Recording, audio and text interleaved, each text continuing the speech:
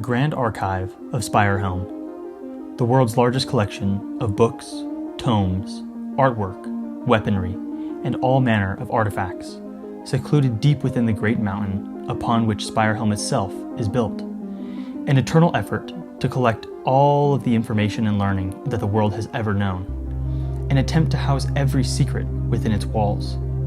But why? What value did the First Lord see in its construction? Who could possibly attempt to lead such an endeavor? And what secrets lay in its depths that it might be keeping from the public eye?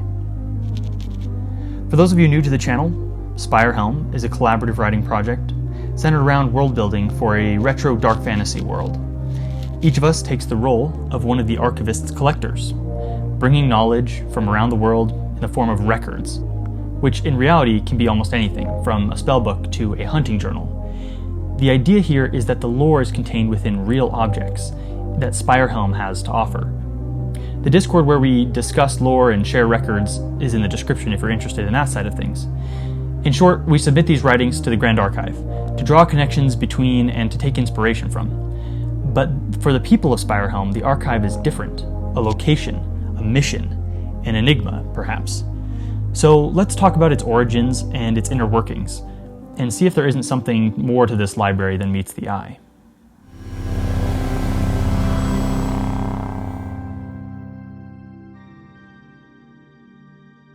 Shortly after the banishment of the Dark One, this world's great prehistoric evil, the Lord Farillian was to relinquish the throne in an attempt to return to the heavens. Before his departure, he organized a council with his successor to the throne in attendance, as well as one of his most loyal advisors, who stood alongside him in the Great and Terrible War, and he ordered that SpireHelm create a grand archive to house all the learning, all of the truth, and all of the light, and all darkness of the world.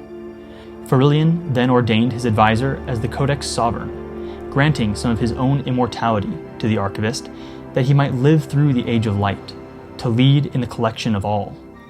It was then that he informed his archivist and the new king of a great cave that lay deep beneath the city, and to use it as the home of this library, out of reach from the elements and secure from the eyes of evil.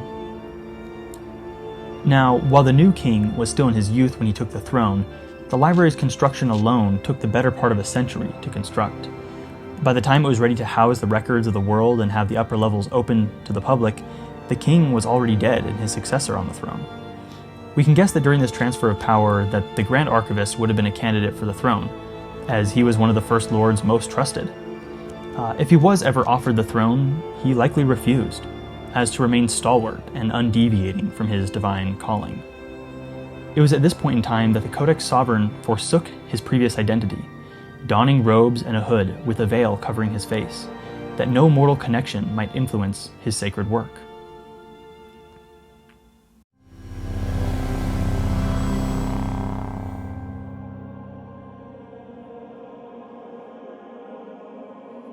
The Grand Archivist was well aware that he could not be expected to find all the learning on his own, and so he began to appoint his own force of, aptly named, collectors, zealots of the archive that are given various callings to aid the Codex Sovereign.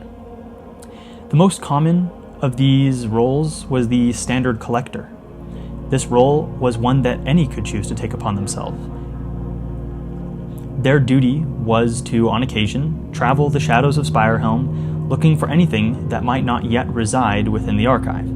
This could be anything from a folklore tale passed down through oral tradition, to a cookbook from a far tribe, or a spellbook hidden in the sealed tomb of a late mage.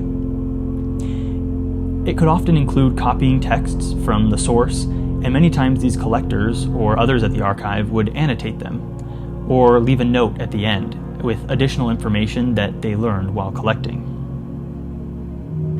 However, many collectors who dedicated a large amount of their time to the archive might be given a higher or more specific role in accordance to their talents or specialties. The Collector Scriptorum, the Chronicler, and the Artifex. Each serve the Codex Sovereign's vision in a certain aspect.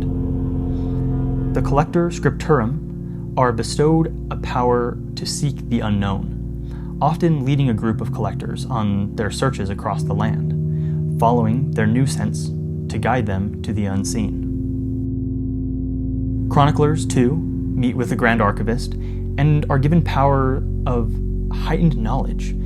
These beings are nearly unmatched when it comes to the information that they can remember, able to recall full records in their entirety from memory. This allows them to better organize the archive and guide the common folk and collectors alike to the information that they seek with ease.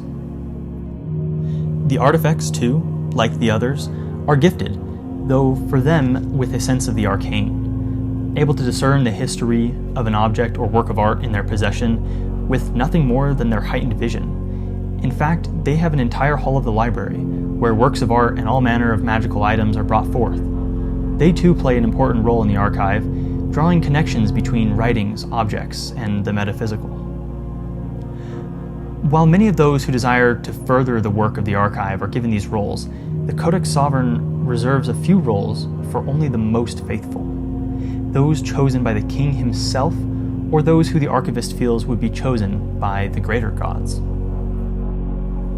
The Artifex Altum, the Arch-Chronicler, and the Collector Illuminatus. These mantles are by calling only, from either the Codex Sovereign or the Golden Throne. Those who accept this call are expected to leave their life behind, becoming fully engulfed by the library for the remainder of their lives. Following suit, these beings vest in robes similar to that of the Grand Archivist, covered in elegant embroidery and heavy fabrics, and sporting a similar veil within their hood, covering their sight. These veils are both symbolic and functional. Because they receive an additional blessing from the archivist, they exist in an enchanted state, at which they can navigate without their sight. Therefore, reserving it only for the use of looking upon records, learnings, or objects pertinent to their call. Consecrating their eyes solely for the use of enlightenment, they will likely never see the eyes of another being until their final rest.